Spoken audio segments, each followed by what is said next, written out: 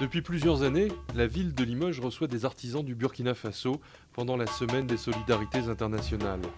Maïga et Yacouba travaillent tous les deux à Ouagadougou.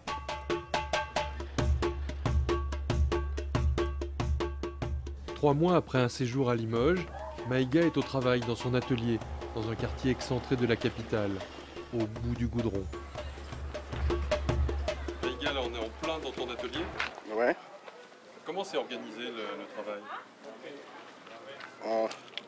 Là, je suis en train de teindre du fil pour des designers. C'est des designers que je travaille avec eux, ça fait 5 ans maintenant. Après, ce fil est utilisé pour tisser des différentes bandes. Là, on obtient du tissu et on fait des savonnières avec. Pascal, tu peux me montrer les échantillons? Ils sont très Pascal? Oui. On a des échantillons.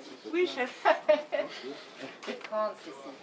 La langue n'est pas une Les échantillons, les douches de toilette. difficile à convaincre. En fait, voilà, avec papa, on travaille depuis 6 ans ensemble. Et puis, voilà, donc papa fait les teintures végétales. On travaille beaucoup ensemble et nous, on a monté une association dont papa fait partie, en fait, à Ouégouyat. On achète le coton biologique en vrac. Ensuite, on le distribue dans les villages autour de Ouégouyat. Donc là-bas, les femmes font le fil filémon. Et puis ensuite, on le met en écheveau. Et là, donc, il est en écheveau. Et là, papa est en train de faire les teintures.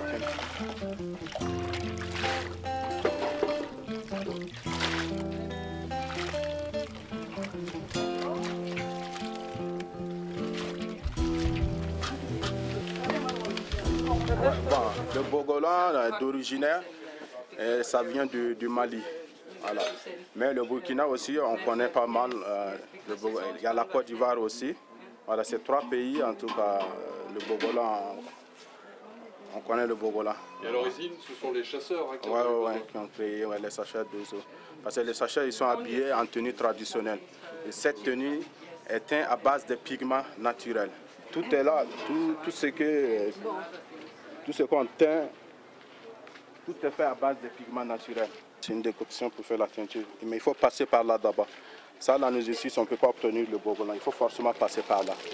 Voilà, il faut forcément passer par là. Alors ça prend combien de temps là, entre le moment où tu récupères les feuilles et le moment où tu peux travailler? 3 jours, voilà, pour récupérer les feuilles, les faire sécher, le piler, l'imprégner dans l'eau, voilà, pour obtenir le couleur. 3 jours maximum.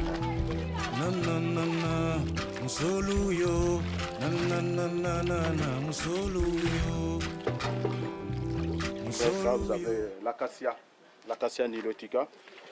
Voilà. Ça, c'est l'acacia. Là, vous avez l'acacia.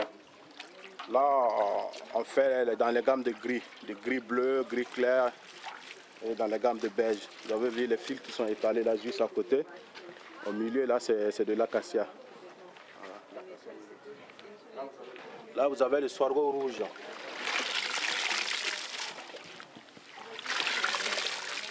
C'est du mil qu'on mange ici, c'est l'écorce qu'on utilise. Donc ça donne une couleur rouge. Et c'est mélangé avec de la potasse naturelle. Voilà. Parce que c'est une technique qui me plaît bien parce que c'est fait à base de pigments naturels. Ce n'est pas nocif à la nature et c'est bon pour le corps. Et c'est vraiment une technique, c'est très intéressant de voir comment utiliser les pigments naturels des feuilles, des racines, des graines qui donnent des couleurs. C'est très impressionnant. Voilà.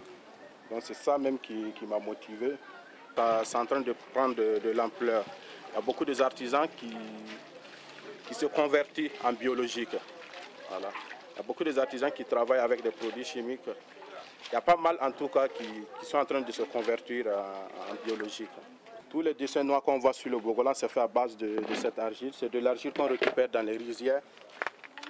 Mais il faut le faire fermenter.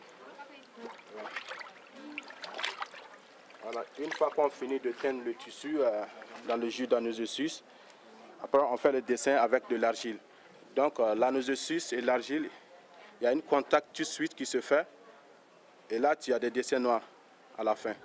Mais il faut forcément passer par l'anisure suisse d'abord. Sans l'anisure suisse, l'azur ne peut pas donner des dessins noirs. C'est ce qui fixera la couleur? Voilà, c'est ce qui fixe. Ouais. C'est une couleur en même temps une fixative, quoi.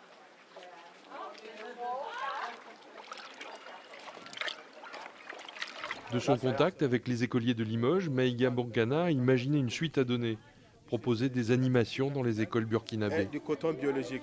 Donc ça nous fait plaisir quand les enfants découvrent. Vraiment, je suis très ému d'avoir partagé mon savoir-faire avec les enfants.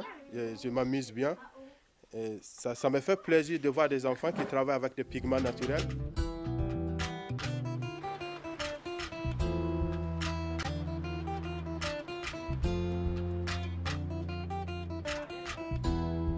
Pendant l'hiver 2010, à Limoges et Aix-sur-Vienne, Yacouba Touré avait confronté sa technique avec celle du fondeur Guillaume Coufignal, formé lui aussi au Burkina Faso.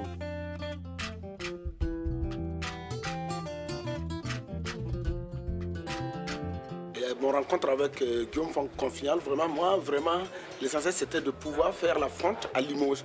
Mais là, je n'ai pas pu faire la fonte, mais j'ai vu Guillaume, son atelier vraiment bien équipé, c'est un peu très différent de nos ateliers. Oui, c'est à peu près les mêmes techniques, hein, le moulage, voilà, la fonderie, après on casse la moule et on récupère la pièce, c'est à peu près le même coulage, parce que si je comprends, Guillaume m'a dit un peu qu'il a un peu à Ouagadougou, à Koudougou, c'est la famille Kandema qui a fait sa formation. Donc vous voyez là un peu l'inspiration africaine de la technique. Florence, c'est un moment agréable de revoir un artiste que l'on a reçu à Limoges. Toujours, ouais. Ah ouais, toujours, moi ça me fait plaisir quand je vois l'administration à Ouaga, ça me rappelle plein de trucs. Puis c'est vrai qu'on a passé beaucoup de temps ensemble, on a beaucoup échangé à Limoges, c'est tout, ça fait plaisir de le revoir ici, de voir comment il a évolué, les nouvelles idées qu'il a. Et là vraiment ça m'a donné un coup de pouce vraiment grave, ouais. Super coup de pouce. Le rythme français et le rythme burkinabé est un petit peu différent. Mais il a pris le rythme, il a compris qu'il fallait, être à l'heure. Il y avait beaucoup de rendez-vous, on avait un programme chargé parce qu'il n'était pas là très longtemps. Oui. Donc oui. Mais t'as pris le rythme quand même. Ouais, un peu. Quand on est à Ouaga, on sent que vraiment on dort. Mais quand on est en Europe, ça court.